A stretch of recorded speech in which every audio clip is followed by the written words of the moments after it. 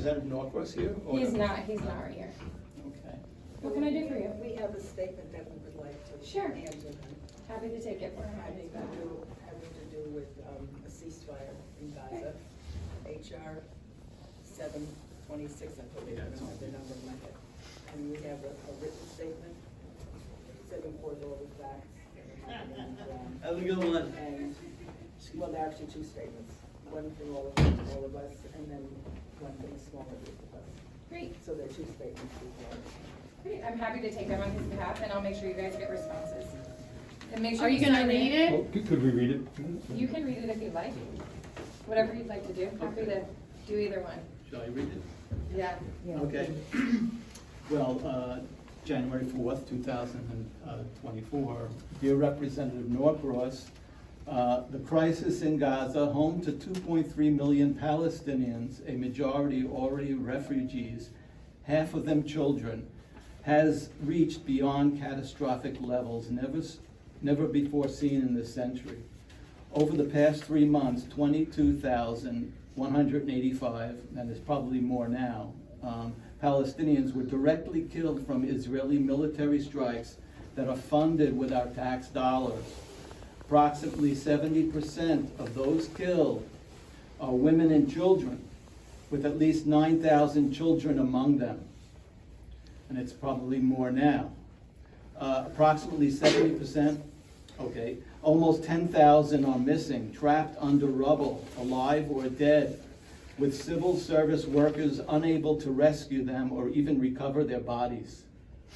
Nearly the entire population has been displaced from their homes, with half the people in Gaza at risk for starvation, even though plenty of aid is sitting at the Egyptian border and not entering. For quite some time, it has been morally reprehensible to continue supporting the Israeli military's actions unconditionally, as a never-before-seen humanitarian disaster has quickly deteriorated into a human-made apocalypse. There is no moral or logical next step to resolve the situation besides calling for an immediate and permanent ceasefire and the unabated entrance of the needed humanitarian aid to relieve the people of Gaza.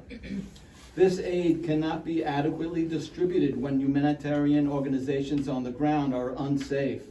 Therefore, we, your constituents of conscience, ask that you support HR 786. That's the bill in the House for calling for an immediate ceasefire. It is the humane option and the only option that can lead to a peaceful resolution, a release of all hostages, and begin a process of healing and recovery for traumatized populations. The United States stood against the world when it voted with 9 other nations against the UN General Assembly resolution on December 12th that called for a humanitarian ceasefire, and shamefully abstained from the Security Council Resolution 2720, aimed at ensuring aid reaches those suffering. Their suffering continues to worsen every hour.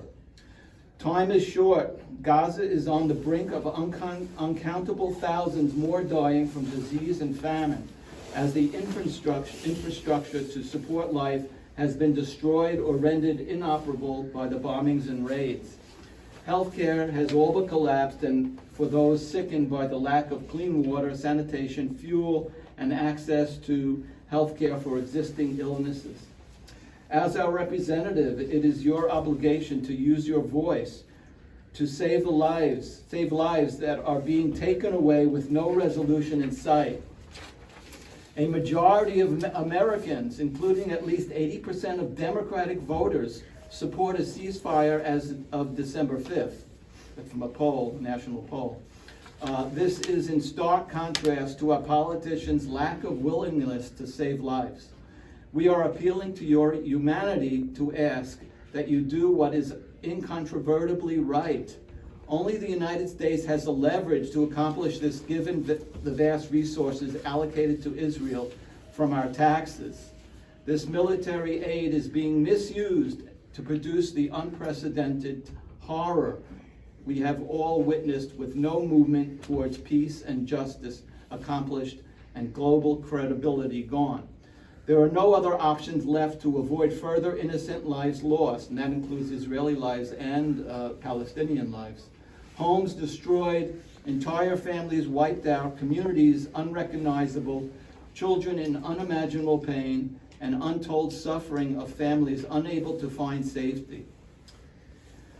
We are, yours sincerely, speaking for the many thousands of residents in the 1st Congressional District who are calling for a ceasefire in Gaza now. And then we have these people who live in the district. Great, are the addresses on there? Yes. Okay, perfect. Yeah. Great, thank you so much. I'll make Yeah, sure he we knows. also- I have a statement. Sure. Yeah, we also, this is a group of community residents and also people who belong to certain organizations, Jewish people and non-Jewish people and so forth. And the person who wrote that is Palestinian. Yeah, the Yes, person who wrote that was one of our group from Cherry Hill.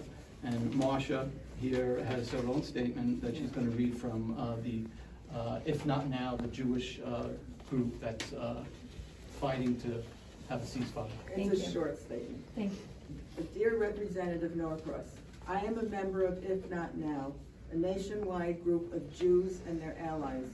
We organize our community to end U.S. support for Israel's apartheid system and demand equality, justice, and a thriving future for all. It is not easy for me to publicly acknowledge that Israel is engaging in genocide and ethnic cleansing, but we will not have our legitimate criticism of Israel be silenced. We must stand against all oppression, whether Jews are the victims or the perpetrators. We say to our government and to Israel, not in our name and not with our tax dollars.